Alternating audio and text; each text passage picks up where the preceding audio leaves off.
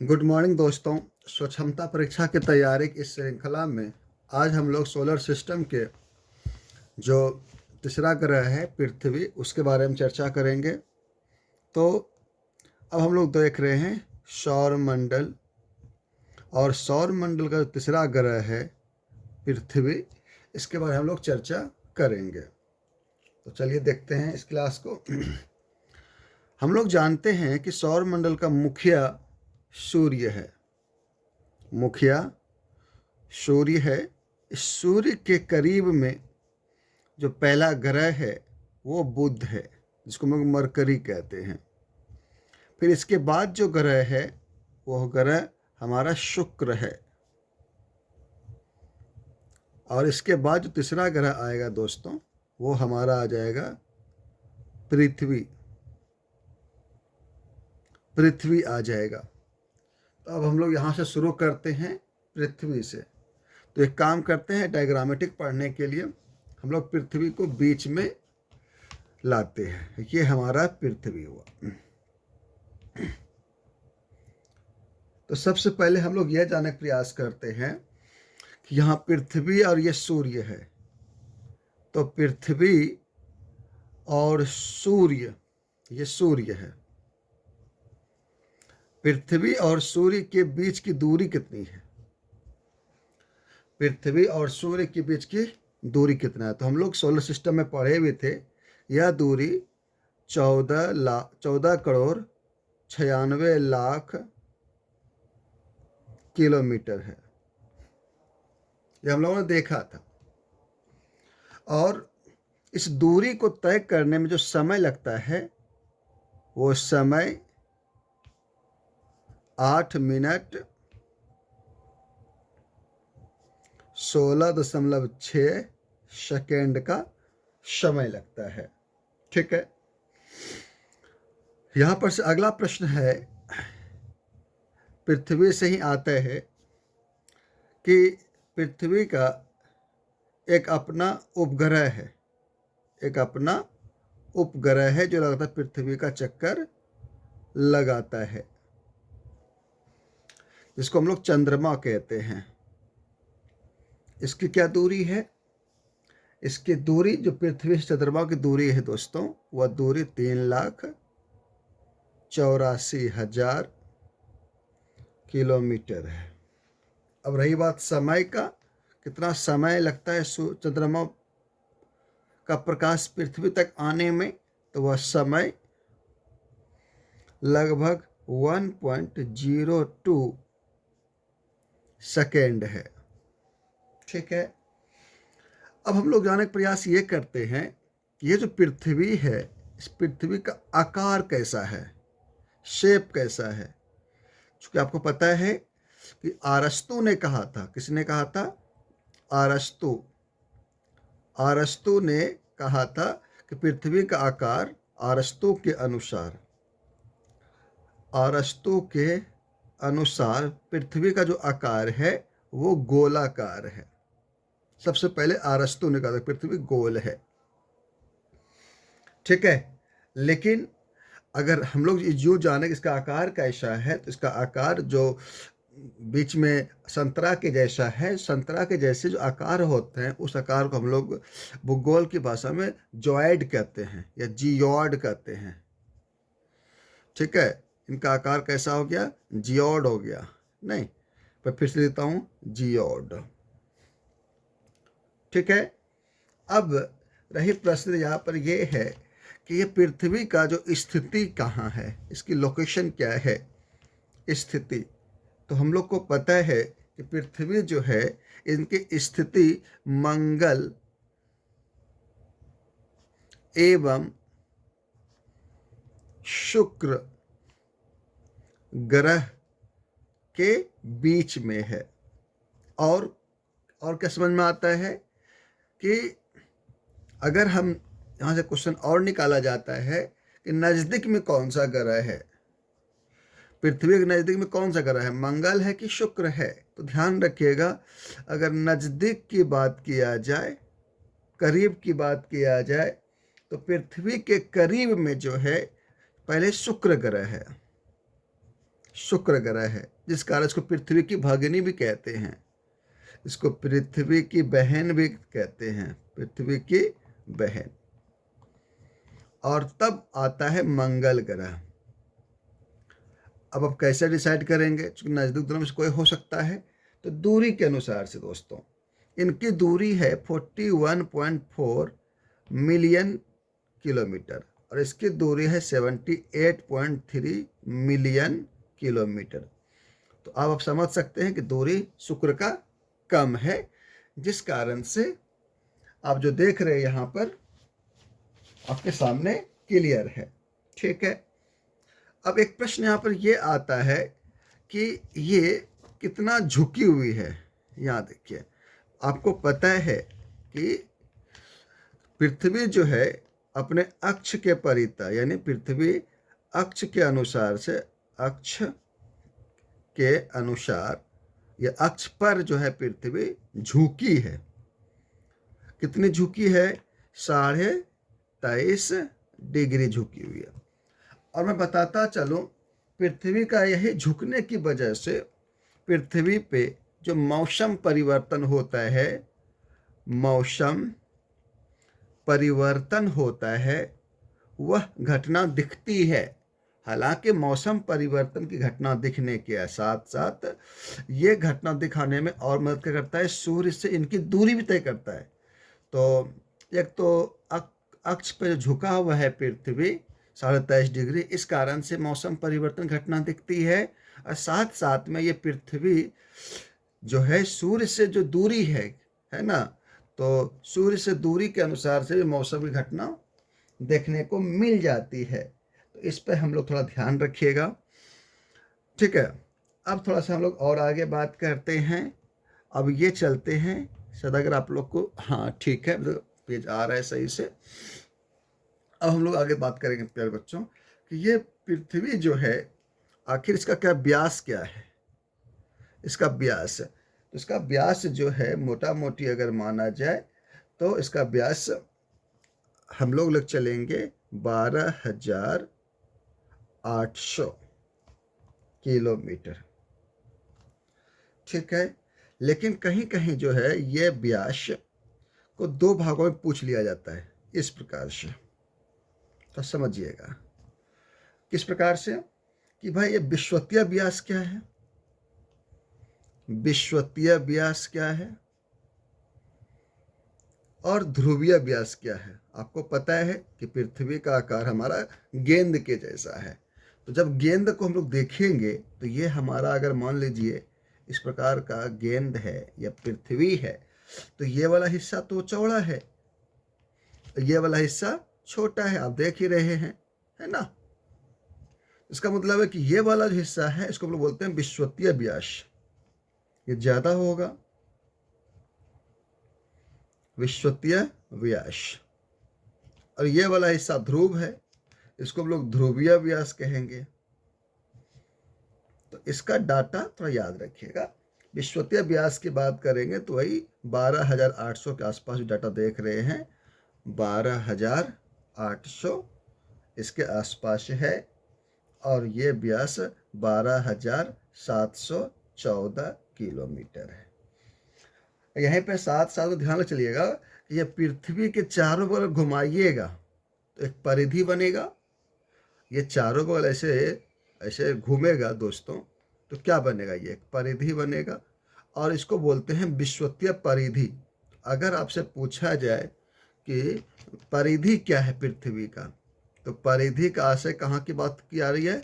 विषुवत रेखा का, जिसको हम लोग भूमध्य रेखा भी कहते हैं या भूमध्य का। तो यहाँ का परिधि अगर पूछा जाए तो लगभग हम लोग 40,000 याद रखते हैं, लेकिन अगर एग्जैक्ट फिगर हुआ 40,090 किलोमीटर, तो कहीं कहीं 40,000 का डाटा भी ये चलता है। अब आगे चलते हैं। सूर्य जो है ना, यहाँ पे पृथ्वी सूर्य की परिक्रमा करता है। तो सूर्य की परिक्रमा करता है यानी सूर्य का चक्कर लगाता है, यानी सूर्य का चक्कर लगाता है कौन? पृथ्वी, है ना, चक्कर लगाता है। तो ये आपको पता है कि पृथ्वी का चक्कर जो सूर्य लगाता है वो 365 दिन और 6 घंटे में लगाता है, नहीं, जिसको परिक्रमण काल कहते हैं। तो 365 दिन और कितना है, 6 घंटा, ये लगभग लगभग। और आपको पता है कि इस कारण से, इस परिक्रमण काल के कारण से क्या होता है दोस्तों, कि जो पृथ्वी पर जो है क्या होता है, जलवायु परिवर्तन देखने को मिलता है। जलवायु परिवर्तन देखने को मिलता है क्योंकि सूर्य की लोकेशन क्या है, सूर्य पृथ्वी के समीप है, सूर्य पृथ्वी से दूर है। तो इन सब कारण से ठंडा हो गर्मी हो कि जो जलवायु होती है वो देखने को मिलता है। तो ये सूर्य का परिक्रमण काल है। ठीक है, अब यहाँ पूछा जाता है कि सूर्य जो परिक्रमा कर रहा है उसकी गति क्या हो सकती है। तो उसकी गति जो है, अगर हम लोग एडजेक्ट की बात करेंगे तो लगभग परिक्रमण गति जो सूर्य का होता है वह हमारा 29.8 किलोमीटर प्रति सेकेंड। लेकिन एग्जाम में कई बार क्वेश्चन पूछा गया है, अगर 29.8 ना रहे तो लगभग 30 किलोमीटर प्रति सेकेंड भी पूछ लिया जाता है। तो हम लोग इस पर ध्यान रखिएगा। ये जो गति है, ये गति हम लोग बोलते हैं वार्षिक गति। ये कौन सी गति है, वार्षिक गति है, ये साल भर तक चलता है। एक गति जो पृथ्वी का है दोस्तों, वह गति है हमारा, उस गति को बोलते हैं परिभ्रमण गति। परिभ्रमण गति, परिभ्रमण गति यानी पृथ्वी अपने अक्ष पर ही चक्कर लगाती है। तो पृथ्वी के द्वारा जो अपने अक्ष पर चक्कर लगाया जाता है, जिसको कि हम लोग कहते हैं परिभ्रमण गति, और ये लगभग 24 घंटे में, अगर लगभग की बात करेंगे तो 24 घंटे में, या एग्जैक्ट की बात करेंगे तो 23 घंटा 56 मिनट और 4 सेकेंड का समय लेता है ये। और याद रखिए, इस परिभ्रमण गति की वजह से पृथ्वी अपने अक्ष पर ही घूमती है ना। तो इसका मतलब है कि इस गति की वजह से क्या लाभ होता है कि पृथ्वी पर दिन और रात होता है, दिन और रात होता है, समझ रहे हैं। और इसके अलावा यहाँ पे पढ़ेंगे कि दोनों की मिलने से, इन दोनों गति के मिलने से पृथ्वी पर वायु का प्रवाह होता है, वायु का प्रवाह होता है नहीं। तो ये सब बातें को हम लोग देखेंगे जब हम स्पेशल इसको पढ़ेंगे। अब प्रश्न यहाँ पे ये होता है कि परिभ्रमण गति का वैल्यू कितना है। तो इसकी वैल्यू है, आप 1610 किलोमीटर प्रति आवर में चलता है। ठीक है, इसको अगर आप निकालेंगे तो संभवतः 78 के आसपास डिटेल आपको आएगा। खैर आगे देखिए, अब यहाँ पर है पृथ्वी के बारे में हम लोग कब सेलिब्रेट करते हैं, पृथ्वी दिवस कब मनाते हैं कि पृथ्वी की रक्षा करना है। तो हम लोग सबको पता है कि यह समय है हम लोग के लिए 22 अप्रैल। इसको हम लोग मनाते कब से हैं, 1970 से लगातार पृथ्वी की रक्षा करने के उद्देश्य से मनाते हैं 22 अप्रैल को। लेकिन माननीय मुख्यमंत्री नीतीश कुमार के द्वारा इसे बिहार में भी मनाया जाता है, और वो सन 2005 से मनाया जाता है। तो अगर पूछा जाए बिहार पृथ्वी दिवस कब है, तो इस समय बिहार पृथ्वी दिवस की बात की जाएगी तो यह हमारा 9 अगस्त को होता है। ठीक है, अब कुछ और विशेषता जानना चाहते हैं, पृथ्वी की विशेषता क्या है। विशेषता यहाँ पर यह है कि ये जो पृथ्वी है ये जैविक वातावरण के अनुसार से, वातावरण के कारण, यानी यहाँ जीवन उपस्थित होने के कारण, जिसको हम लोग बोलते हैं पारिस्थितिकी। तो पारिस्थितिकी के उपस्थित होने के कारण, पारिस्थितिकी के उपलब्ध होने के कारण, है ना, पृथ्वी को हम लोग बोलते हैं हरा ग्रह, हरा ग्रह या हरित ग्रह, या हरित ग्रह, इसको ध्यान रखिएगा। ठीक है, पृथ्वी एक नाम और है, क्या नाम है जरा वो समझिएगा। इसका नाम ये है कि पृथ्वी पर जल की उपलब्धता है, जल की उपस्थिति है। जल की उपस्थिति के कारण से इसको बोलते हैं हम लोग नीला ग्रह। समझ रहे हैं? हम लोग पृथ्वी क्या बोलेंगे? नीला ग्रह। क्योंकि यहाँ कितना जल उपस्थित है आपको पता है कि लगभग 70.8% भाग यहाँ जल उपस्थित है, H2O उपस्थित है। तो जल की उपस्थिति के कारण से हम इसको नीला ग्रह भी कहते हैं। ठीक है। कभी कभी एग्जाम में कई बार पूछा जा चुका है कि पृथ्वी पर कौन से तत्व की मात्रा अधिक है। तो अगर पृथ्वी पर पूछा जाए तो यहाँ पे दो चीज होता है। ये क्वेश्चंस किस प्रकार से पूछा जा रहा है जरा हम इसको गौर करेंगे। हम ये देखेंगे कि सबसे पहले कि तत्वों की उपलब्धता, ये तत्वों की मात्रा, ये क्वेश्चन मान ले पूछा जा रहा है कि तत्व की मात्रा।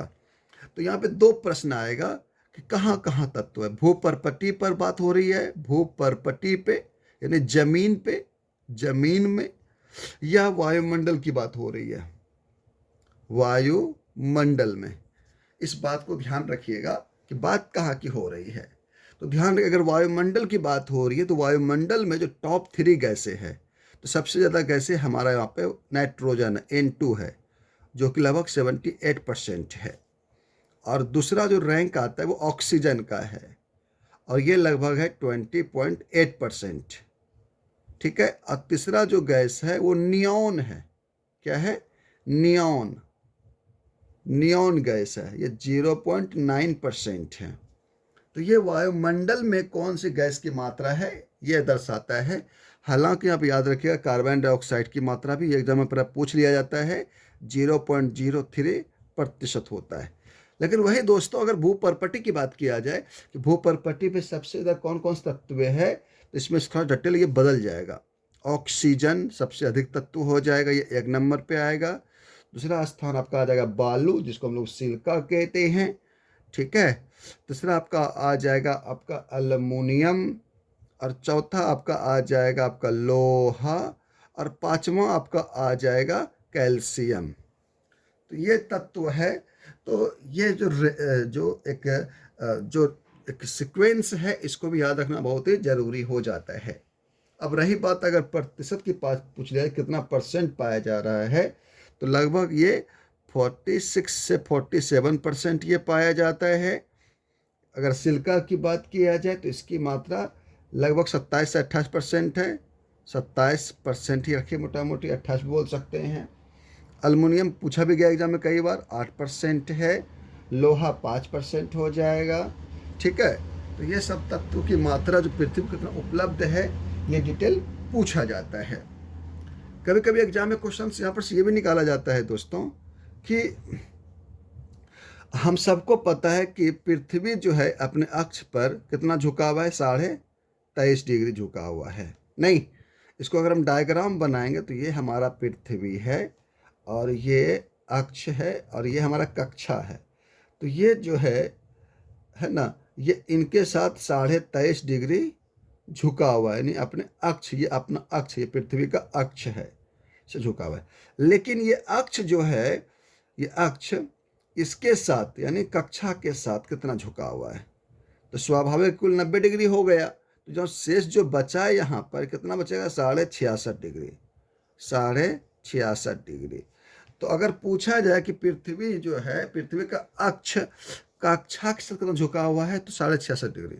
इसको लिखना यहाँ पर है कि पृथ्वी का अक्ष है ना, कक्षा से 66.5 डिग्री झुका हुआ है। तो इसको हम लोग ध्यान रखेंगे, झुका हुआ है, ये थोड़ा सा इम्पोर्टेंट हो जाएगा। समझ रहे हैं? बाकी अलग बात है अगर क्वेश्चन पूछा जाता है कि सूर्य से आने वाला जो कि क्या बोलते हैं, जो प्रकाश होती है वो कौन सी तरंग होती है, तो विद्युत चुंबकीय तरंग होती है। इसके बाद चर्चा हम लोग पिछले कर चुके हैं। और आपको तो पता है कि सूर्य की बात करेंगे तो सूर्य सबसे चमकीला तारा है। तो पूछा जाएगा कि सूर्य पृथ्वी के निकट मैं इधर ही लिख लेता हूँ।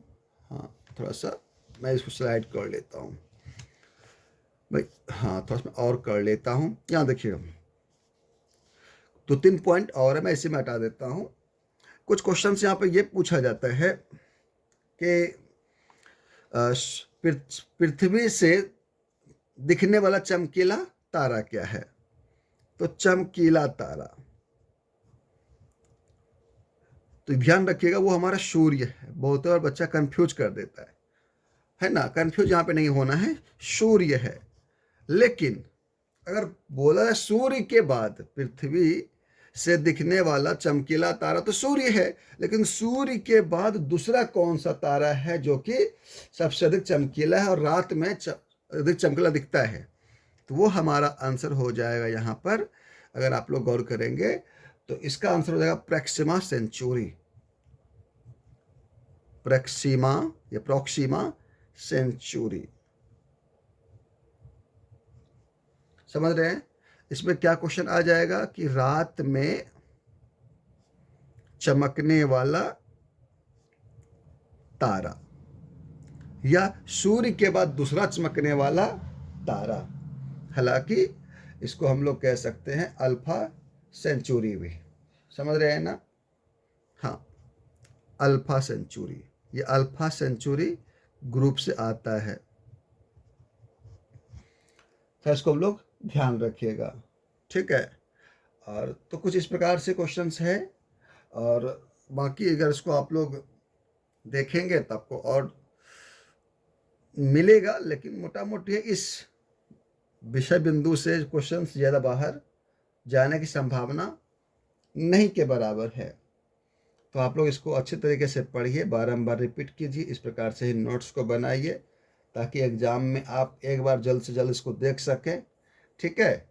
और बाकी तब तक के लिए हम लोग अगले क्लास के लिए क्लास को बंद करते हैं। धन्यवाद।